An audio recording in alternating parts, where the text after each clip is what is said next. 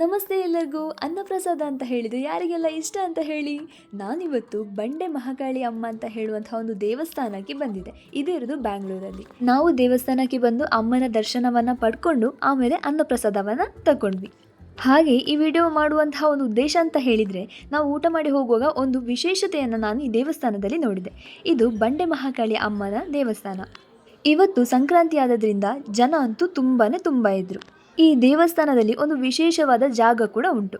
ನಾನೀಗ ವಿಡಿಯೋ ತೋರಿಸ್ತಾ ಇದ್ದಾನಲ್ಲ, ಅದರಲ್ಲಿ ಅವರು 2 ಕೈಗಳನ್ನು ಆ ಕಡೆ ಈ ಕಡೆ ಇಟ್ಟಿದ್ದಾರೆ. ಹಾಗೆ ಅವರ ಕೋರಿಕೆಯನ್ನು ಬೇಡ್ತಾ ಇದ್ದಾರೆ.